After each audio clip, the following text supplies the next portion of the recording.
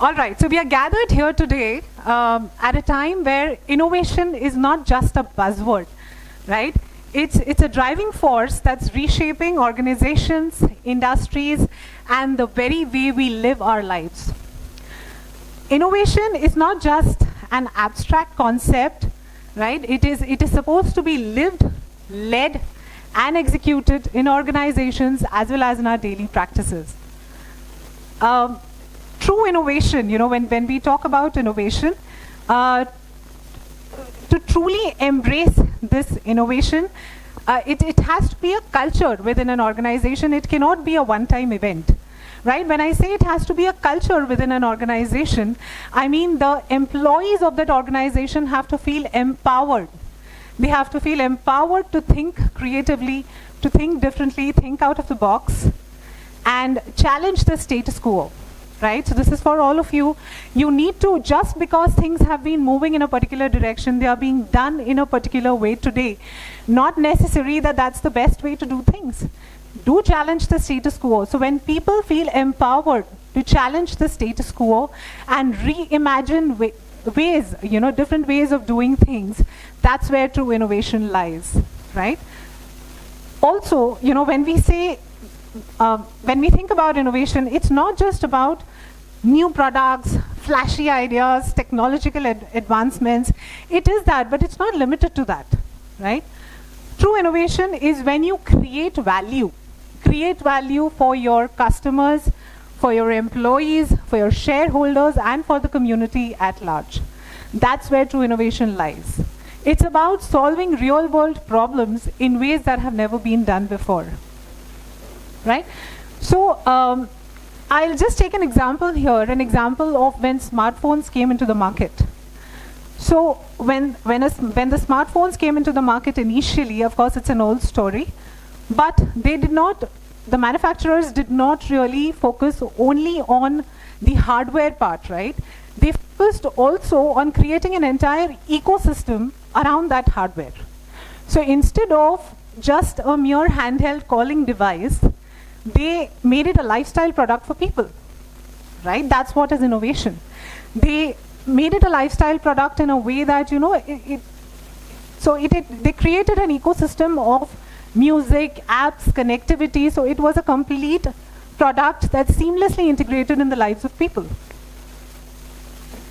So I strongly believe so that there was actually a very good, a great CEO of a tech giant who had said once that, people say that give the customers what they want. But that's not what we do. Our job is to figure out what customers want even before they do. Right? Our task is to read things that are not yet on a page. So when you have that kind of vision, right, that's when the innovation stems from there, right? I think one of the most recent examples is generative AI. Everybody is talking about Gen AI today, right? And there is a very famous quote, which says that AI is not here to replace humans, but managers who leverage AI as a tool, right, will definitely replace managers who don't. So be prepared for the future and leverage all the tools that you get to your benefit. So when I say challenge status quo, it means that if a process is going on in a particular way today, challenge it, ask yourself, can I think of a better way of doing it, right? Can I innovate? So innovate is not just flashy ideas or big things, but innovation happens in our daily lives. So think of it and come up with solutions of maybe increasing efficiency in the organizations that you work for in the future, or even in your personal lives for that matter. I believe disruption, right? We've all heard of the word disruption. So disruption is where innovation stems from. Disruption is the birthplace of innovation. You talk to any runners or marathoners who do 21 kilometers or 42 kilometers of race, they will tell you it's the pain that leads to pride, right? They say pain is temporary and pride is permanent. So you ask any startup founders, I'm sure we have many here, And they will tell you that they obviously did not get success overnight. There was a lot of hard work, a lot of challenges that they faced, maybe failure many a times that they faced to achieve that level of success that they do today. So just as pain leads to pride and failures lead to success, similarly, disruption is the crucible in which great innovations are forged. Right? So without disruption, great innovations rarely happen. And that's what I strongly believe in. Then I think let's come closer to home. We all use digital streaming platforms, right? So whenever we are free, we love to watch movies. We love to watch web series on digital streaming platforms. So how did this shift happen, right? So these companies who are into digital streaming platforms, they recognized early on that the traditional TV, your DVD, your movie rentals, that's not going to be the future of media consumption. The future of media consumption, they recognized early on, was in digital streaming platforms. And today they are the top content creators. So that's how you innovate. You disrupt the market and you innovate. You disrupt your current thought process. Think of newer ways of doing things and you come up with innovations. There are two ways or two approaches to innovation. So one is more of an internal approach, an internal push approach. So what is this approach? So internal approach is more of, when the organization feels that I am going to disrupt, right? I don't care what's going on in the market. I am not in competition with anybody today. What I am focusing on is my internal capability, my wherewithal, to achieve things, to create products, and I'm going to create a new market for myself, right? A new customer base for myself. I'm not going to compete with anybody here. So that's an internal approach. It's more of a push approach that we call. Typical example here is of electric cars, electric vehicles.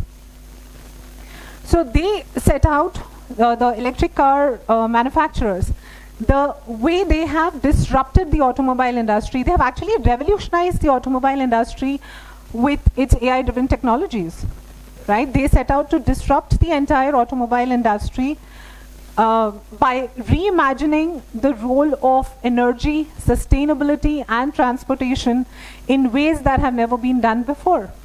They have, instead of just the electric cars, they have actually transformed the entire driving experience.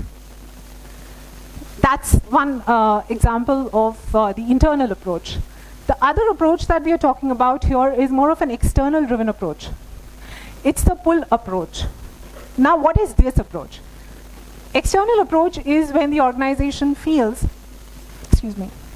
when the organization feels, I am not going to create anything, I'm not going to innovate anything, right? Innovation comes from others. I am going to react to the market.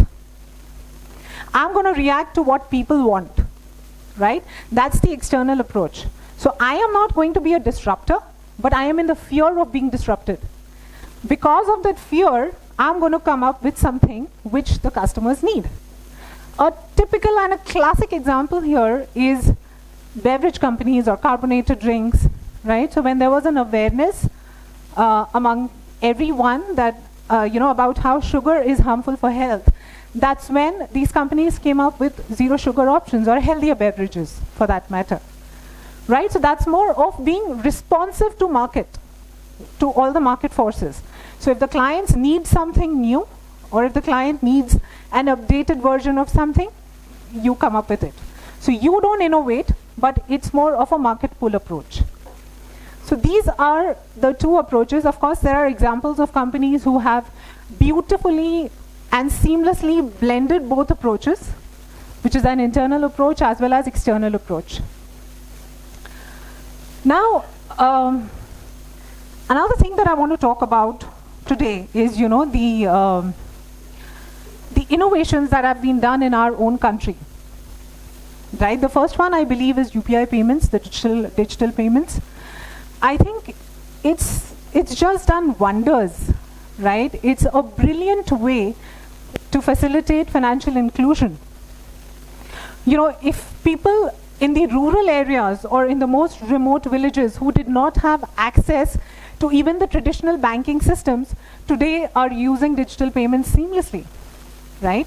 And I strongly believe that when you create value for people in the rural areas or people in the remote villages, that's where true innovation and action lies, right? Another example, agentic AI, right? You all must have heard of it. AI for farmers. What does it do? So AI for farmers is not just a technological advancement for large-scale farms, but it's a game changer for small-time farms as well, right? With the AI-driven insights, today farmers get to know how to increase the productivity or the yield and how to reduce crop losses, thereby increasing livelihoods and income. So it has, you know, reached, or you have created value for the grassroots level of people, for people who are not as privileged as we are, right? So that's where you know, true innovation and action lies. A few other examples we have of online learning platforms, right? You all are in, you know, prestigious management and engineering institutes. We all have been, but there are, you know, students or kids who are not as privileged as we are. You know, they are, you know, living in remote villages. But thanks to the online learning platforms that we have today, that they are getting to, they are being educated through these online learning platforms. They are able to access these online learning platforms and come up in their careers. So these online learning platforms, right from, you know, simple math to complex algorithms, everything is available on these platforms, right? We can access everything on the internet today. And I think thanks to the telecom companies who have made it, you know, affordable, who have slashed the data rates and who have made it affordable for even the remote people in remote villages to access data, right? That's a beautiful value created for the rural areas. Similarly, telemedicine, right? So people who did not have access to doctors earlier, right, to healthcare and doctors, they are today doing online consultations with doctors. And they're getting their prescriptions. Isn't that beautiful? I think it's amazing because we've touched the grassroots level. And I think why just talk digital when it comes to innovation? I'm sure we have a lot of other examples, and I'm sure all of us innovate in some way or the other in our personal lives. I would like to cover a couple of personal examples here. So many kids are fussy eaters, right? I'm a mother of a 6-year-old, and I really know that well. And so some kids are fussy eaters. So as a parent, we constantly try to innovate every day. You know, we try to make dishes for our kids that include their favorite ingredients. And then we try to balance out everything. So we need to look at what kids love. We also need to look at nutrition. So that's how we try to innovate and come up with new dishes every day to ensure that our kids finish the tiffin or finish the meal.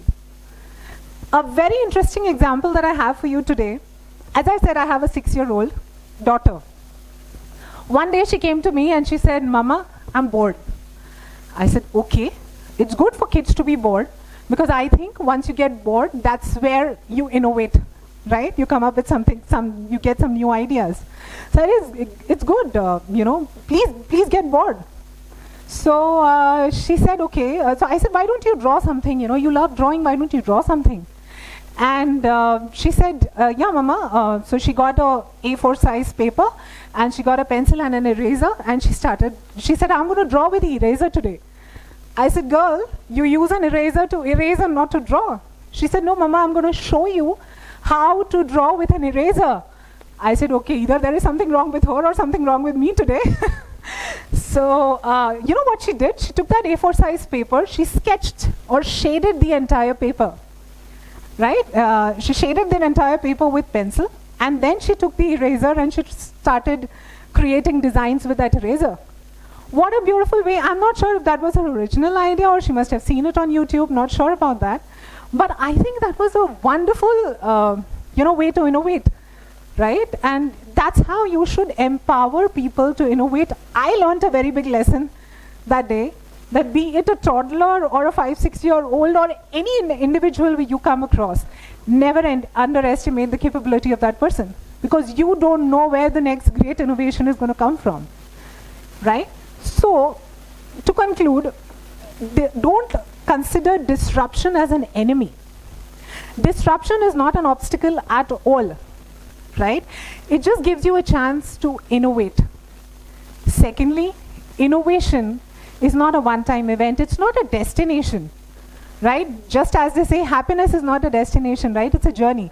Similarly, innovation is not a destination. Innovation has to be a journey, where you innovate every day, be it your personal lives, be it your professional lives, but you have to be empowered to innovate, think creatively, think differently, think out of the box, and challenge the status quo every day, right? So the question I leave you here today with is, what is the thing that you choose to disrupt, and what is going to be your next innovation?